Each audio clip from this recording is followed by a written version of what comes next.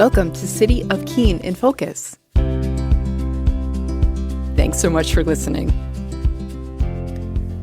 Hello, and welcome to our next episode of City of Keene in Focus. My name is Asa Kramer, and I am joined today by Elizabeth Furland, our city manager, and Andy Bohannon, our deputy city manager. Hi, guys.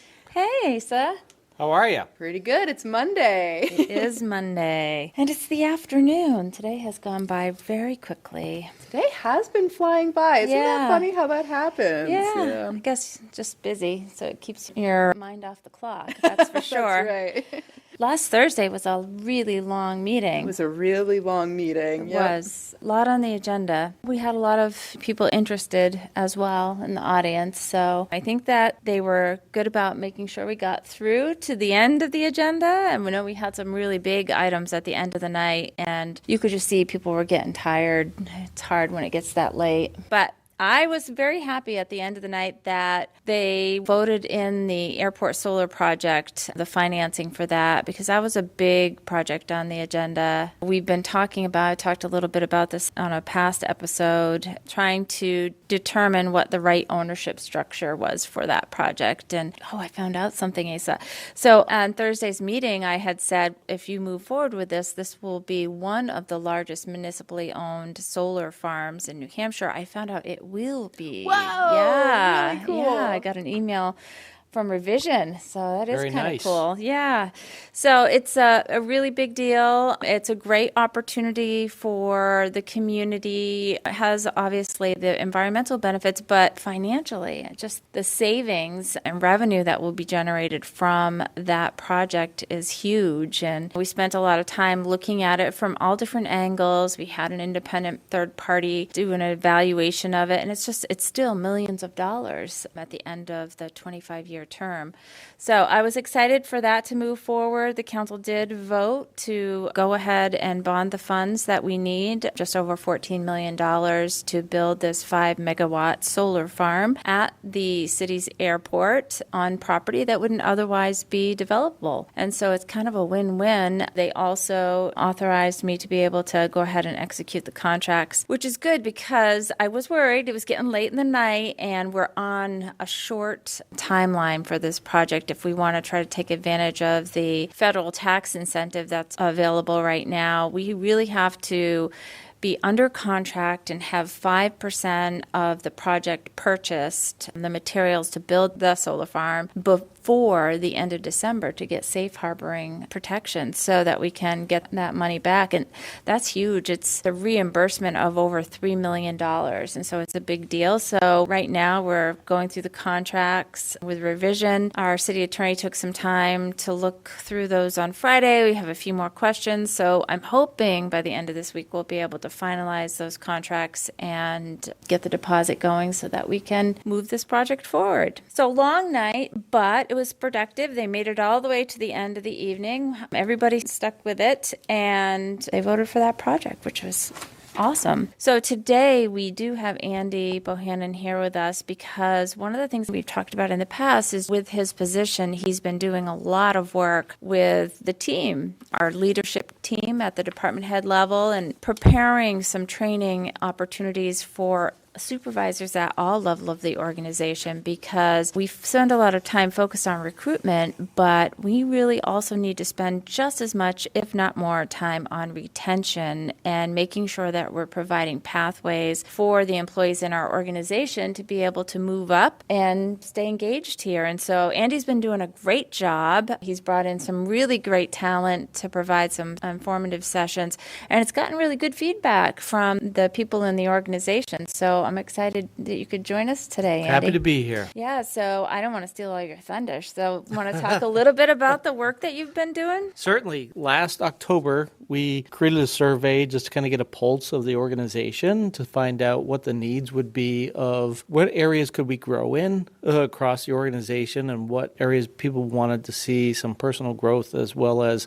how do we develop our leaders so we get that succession planning, as Elizabeth mentioned. And so we've kind of taken that as a year-long process. We work with one of our benefits providers who offers training to us for so many hours, and they have some great dynamic speakers, and we bring them in. Last spring, it was more of identifying your strengths, what kind of character you are, what you bring to the organization. And we've been averaging, sounds like a low percentage, but it's actually fairly good because it's across the organization. We've been averaging about 10% of our employees attending, which is a good number, but you have to also consider, okay, there's a large group of our employees who are 24/7, who may be out in the field, who may not be able to commit to that 3-hour session and not be able to attend. So if you factor all of that in, about 30 people every time is a pretty good number. It's a very diverse group. We have some folks who are just new to the organization, and we have some department heads. So when you have that degree of differences within the room learning together, you see different shared opinions on where we could go with different things. So this fall, we just had a session last week related to psychological safety in the workplace and emotional intelligence, and that was really well received. Something that we've had across the organization conversations about how individuals deal within the workplace, who they can talk to, where they can go to seek guidance, and understanding differences from one another. And I think that was definitely a core part of that. When I saw that one, I thought, wow, this is a really great opportunity to have that conversation because we don't talk about that really. And these are tough jobs. And I think that understanding who you can talk to and who might be a good person for you to lean on to get through some of the very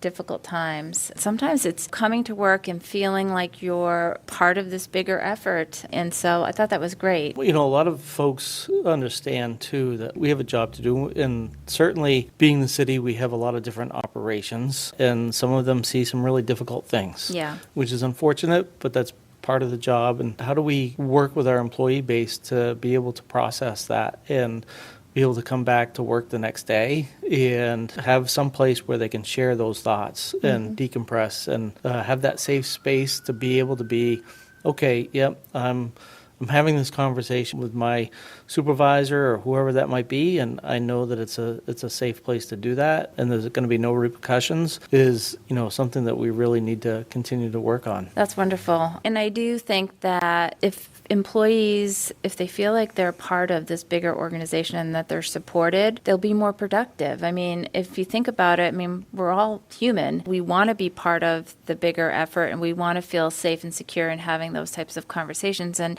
mental health is huge. I know we've seen it since COVID, more so than I think I've ever seen it in the past and in the workforce, where people really need to know what resources are available to them to help cope with different things. And our insurance carrier does a pretty good job of putting out the EPA helpline, right? Yeah. Yep. And that's available to all of our employees to be able to call, and it's confidential, and it's available all the time. But a lot of employees don't utilize it. And even though we've talked about it, it's been in brochures, and we've talked about it lots of times, but people still oftentimes don't even know that's there. And it's really up to the supervisor then to say, did you know we have this? And here's a resource for you. I think it's one of the actually most underutilized benefits that the city offers, just because it's not just, I may be having an issue at home, but it could be financial. It could be, working through a school district situation with a son or daughter and how you navigate that. There's so many different topics, dealing with parents and aging and getting them the right care that they need. It's all of those things and more.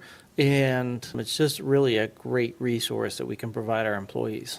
Yeah, and it's free. They can call anytime they want. It's just an added benefit from our provider. And like you said, I think it is probably underutilized, and the more we can get the word out there, the better, because I think it's helpful. If something is impacting you at home, it's going to impact you at work. And I think that if we have resources available for our employees, it's our job to make sure that they know that. The HR department in the last year or so has really been pushing an update of the different services and opportunities that somebody could tap into. They have podcasts, they have webinars, they have different things that people can do on their own time. So it's not just about calling in and asking for one resource. So that's good. Yeah, great point. And we have this wonderful SharePoint page where now internally in the organization, you can go to one spot, it's updated in real time, and the information is there, whether you're looking for a personnel policy or whether you're looking for a benefit or a form to fill out, it's all in one location. So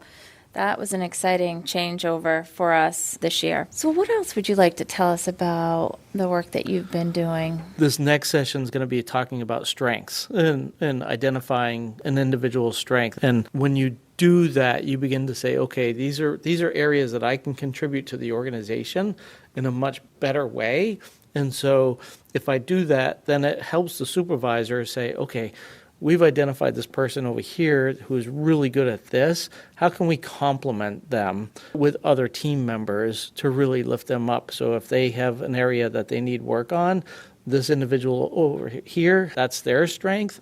So you begin to complement them. This will be an opportunity for individuals to attend this, go through kind of a little assessment and be able to take it back and be like, okay, this is where I'm at. And I think it begins to instill confidence within team members and allows them to understand like, okay, this is an area that I may not need to work on as much, but I can work on this area over here and raise that to one of my strengths. So overall, I think it's going to help our supervisors and just our employee base on a global level, if you will. A lot of the work that you've been doing with the department head level has been, I think, very successful so far. It's been enjoyed. I know that I've talked to people who they're hesitant at first. Maybe they've been here for a really long time. They don't have a lot of time to give up on their schedule, but they have found it valuable. And we've had some good conversations. And I think recognizing that we have so many of our senior leaders who are already retired or soon to retire, and we've had a lot of change in the organization, and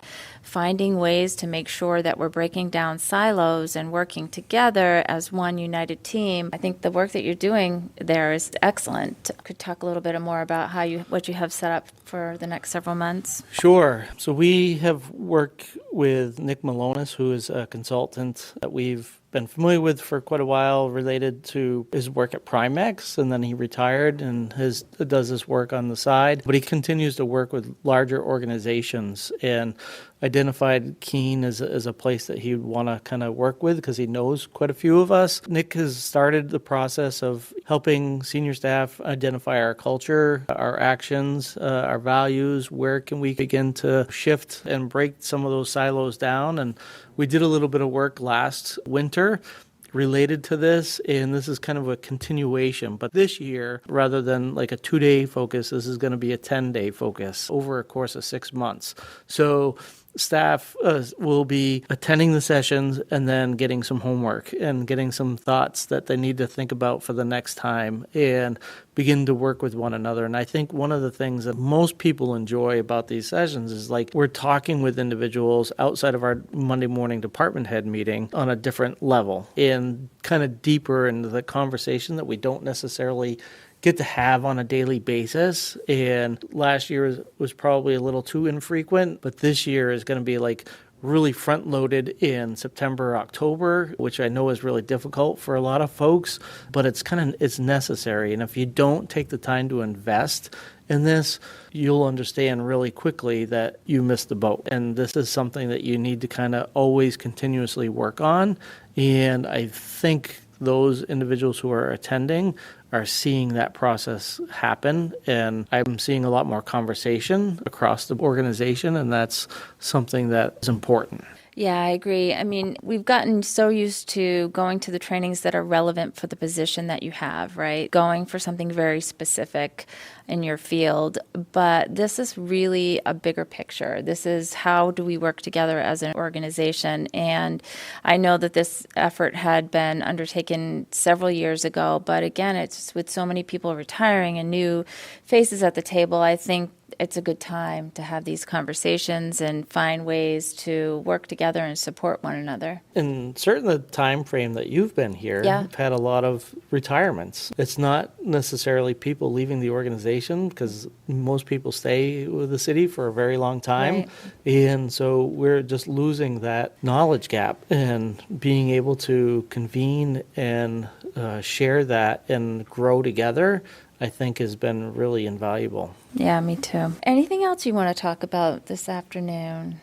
I think those are the things that I've been really focused on. Yeah, great. So I'm happy to share more if you need. Yeah, we'll probably have you back again. I'm sure we will. Happy to do that.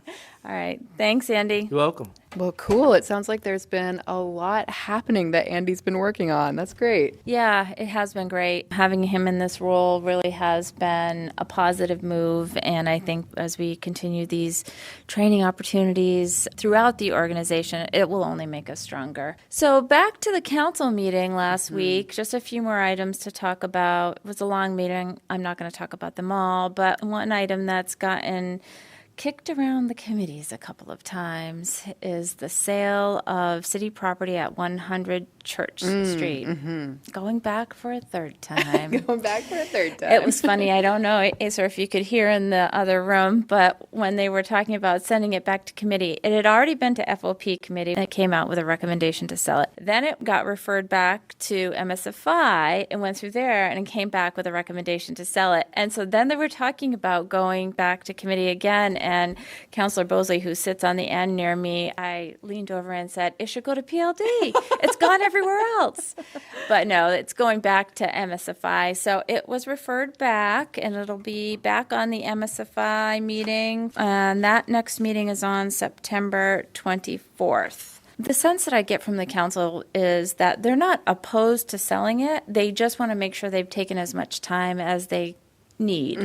If people are interested in having conversations about doing something different, who live in this neighborhood and want to see something else happen, they want to make sure that they are hearing from them and considering any other potential solutions for the property as they talk about this. It was interesting that I saw an article, I didn't even click on it, it was a Keene Sentinel article about this topic, and it talked about how basically we can't solve the problem, so city manager says just sell it, and that was the gist of it. And I know oftentimes these articles are written and the lead is written in a way to get you to try to click, right? Because then you have to go behind the paywall and pay for the articles. But the truth of the matter is it's a bit more complicated than that. And the property is not a park, and a lot of people just assumed it was. It's actually under the care and maintenance of the Public Works Department. We have property in the city that right-of-way or other parcels that aren't under conservation or aren't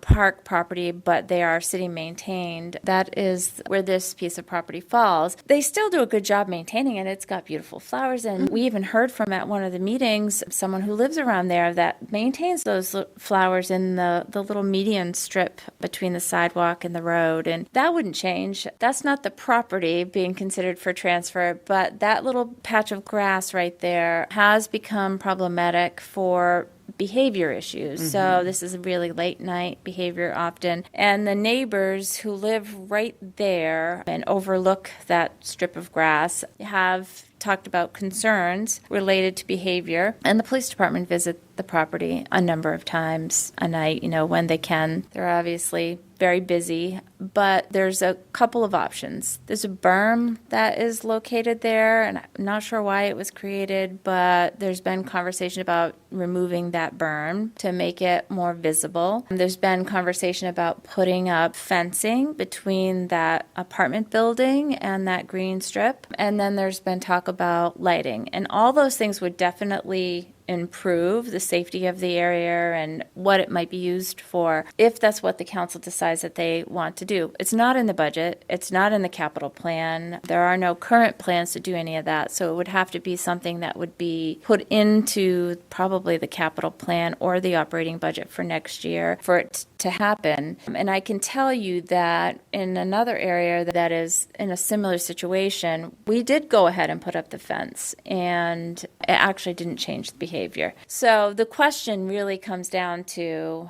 is this little strip of grass an important enough area for the neighborhood that they want to see the money be invested into it and try to deal with some of these behavior issues?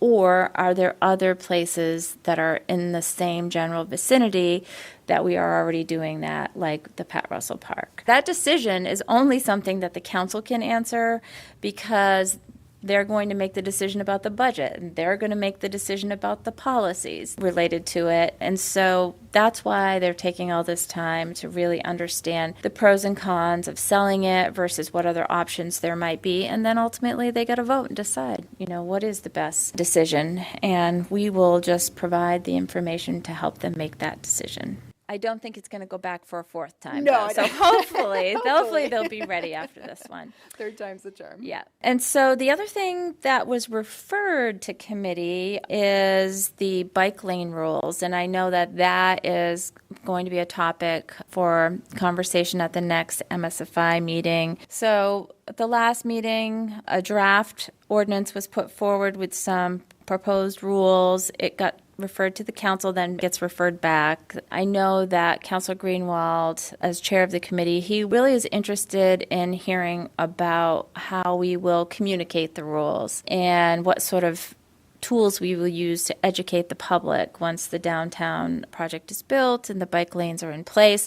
And that's really less about the ordinance and more about how we're going to engage once they are built. And so I know that he will ask that question again. And I do think that Rebecca Landry, Deputy City Manager, will be present to talk a little bit about that. But we can't actually draft the plan until we have the rules, so it's kind of a chicken and an egg. But we do know some of the things that are already written in state law we'll have to educate the public about, and it's going to be continual.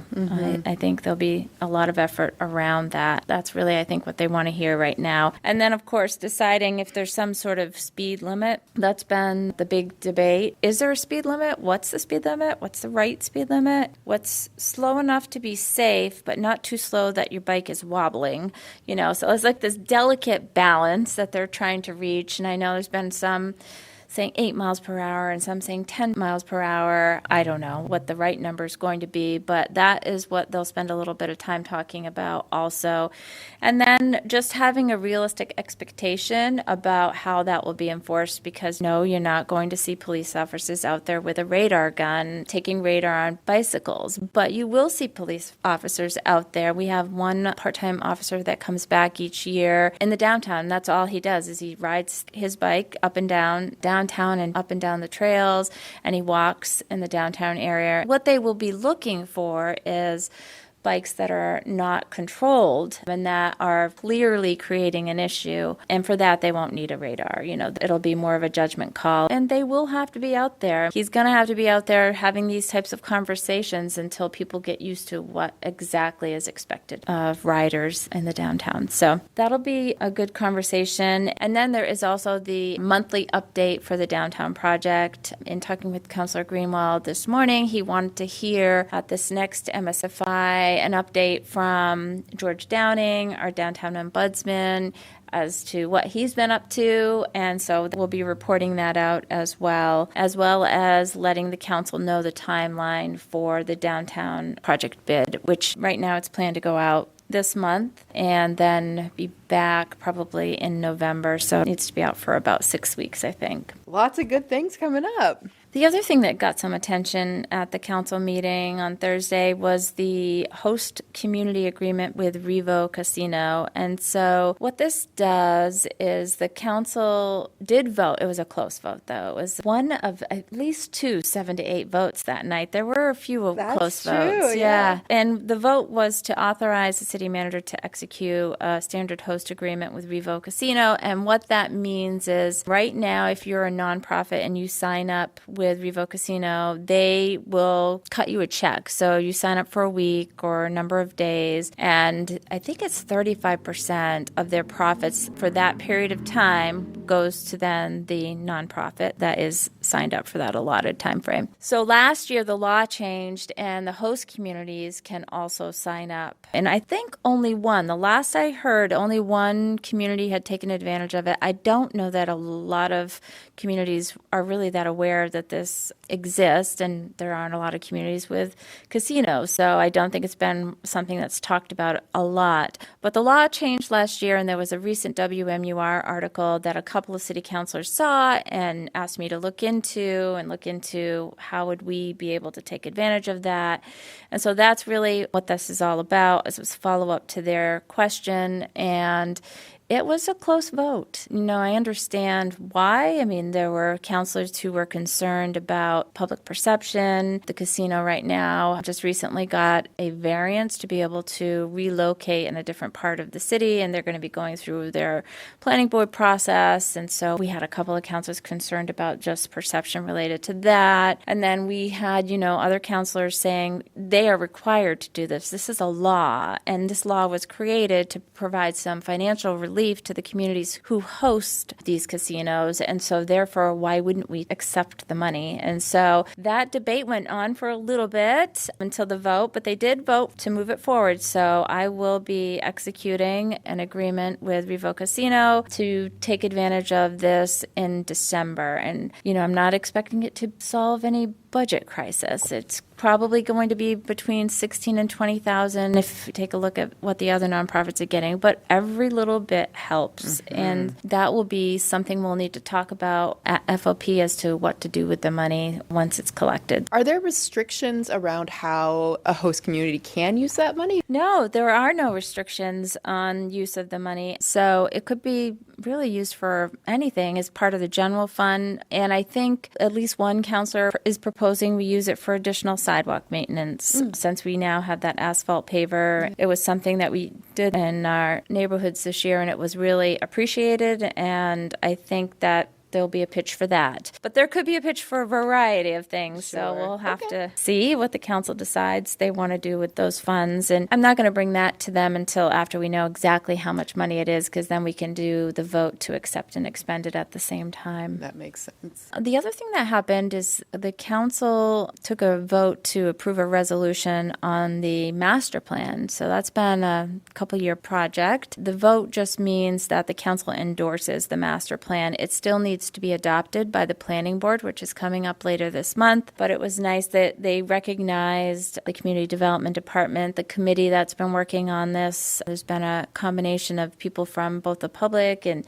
different organizations and staff that have been steering this project for at least a year and a half. And then Mary Bruner, our senior planner, they recognized her and her work on this, and she's really been taking the lead. And so that was nice to get to that point, and then hopefully we'll be at a point where the planning board will be ready to approve it, and we can move on to the next project. That was a nice moment. It was right at the end of the meeting. It was a long meeting. We were about 3 hours in. Poor Mary had stayed that whole time. They gave a round of applause, which was a really nice moment because there was a ton of work that went into that and a lot of community input, and it's been a long process. So it was a nice moment of recognition. Yeah, it was really nice. And, the staff really appreciate that, too. I mean, it's one thing if I say, oh, great job, but it's really wonderful when they get counselors telling them, great job, we really appreciate your effort, or a council as a whole is telling them that. So it was nice. I know it was very meaningful to Mary and Paul Andrus, our community development director, who came in partway through that project and picked it up and kept it going and got us to almost to the end. So hopefully we'll wrap it up with the planning board.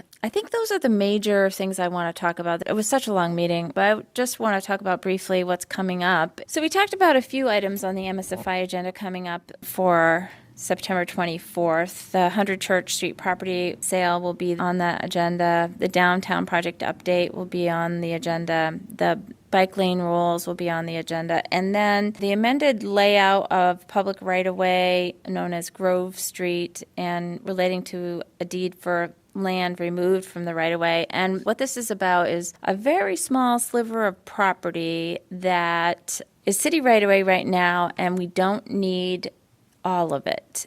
And why this is important is because we had sold off a piece of property at the end of the street to a Habitat for Humanity, and they are trying to build on that site a two-family dwelling. In order for them to do it, they need this little sliver or portion of it. We couldn't go through the process fast enough to do it at the same time as the transfer, because whenever this happens, they have to do a site visit, a public hearing, and so it goes through multiple cycles before it's ready for approval. But now this is just the last review and recommendation, then it gets voted on for approval at the next council meeting. And then on September 25th is the finance meeting. Right now we only have a couple of items. One from Councilor Remy to request to place social district question on the 2025 municipal general election ballot. There will be some conversation about why he wants that and how he sees that functioning in the future, because there's lots of ways to do it. But this is really just whether or not to put it on the ballot. And so the committee will make a recommendation about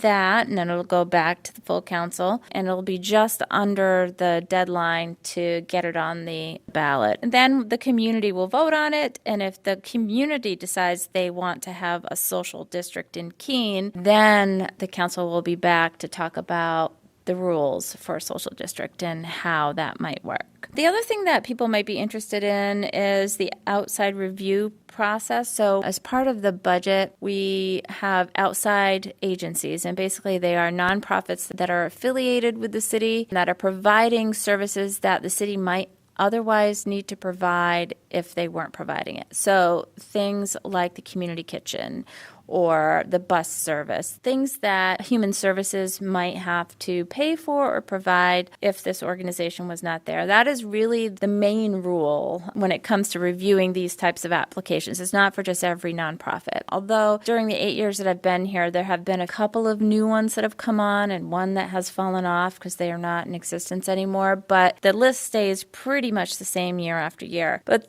it seems to get the most attention during the budget process. I mean, there's a lot of people that attend the budget just for the outside agency piece, and then there's a lot of conversation that happens at the city council level about what's the right amount of funding for those agencies. And so during the last budget process, several of the councilors mentioned that we should really look at this review process and see if we need to make some changes. So Natalie Darcy, who is our Human Services Director, will be coming in to talk about how it works right now. And then we'll take feedback from them as to what they might like to see. And then looking further out to the next Planning Licenses and Development meeting, that will occur on October 8th. There's only a couple of items on there right now. Mark Rebellard has a proposal for a series of small-scale downtown festivals during the downtown construction project. I'm really excited about this. I'm excited that they picked this up because,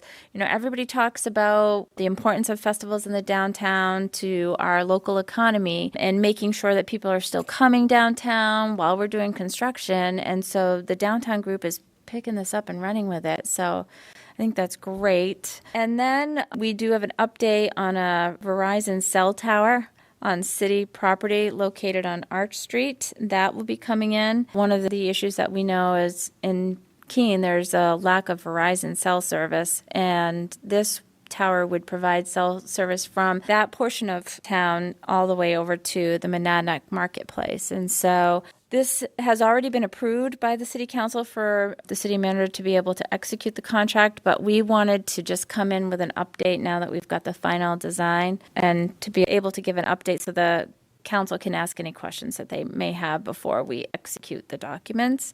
And then also the Heritage Commission is planning to come in and just give their annual update on what they're up to and what they are looking forward to in the next year. So we have that right now, but we've got a lot of time between now and October 8th. We've got another council meeting, and we could get things that are referred to PLD at that council meeting. So that's just an early look at what we have coming up in October. I want to mention, too, there are some elections coming up, and also there are some new voter registration requirements from the state. Those are all detailed if you go to keenanh.gov. On the homepage, there's a little elections link, so click on that and check that out. There have been some changes. Yeah, that's great. Thank you for mentioning that. And voter registration is always a big topic at the state level. And, each year they take a look at that and want to make sure that people are able to vote, and they're encouraging as many people as possible to sign up. But they also want to make sure you're only voting in one location.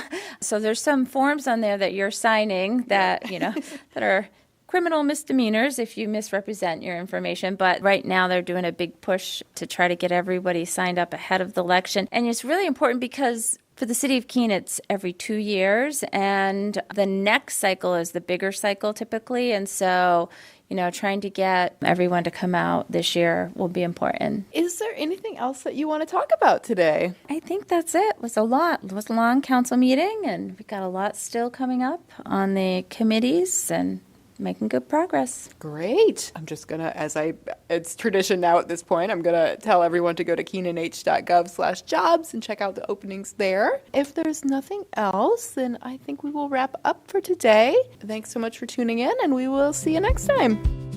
Thanks for listening to City of Keene in Focus. We'll see you next time.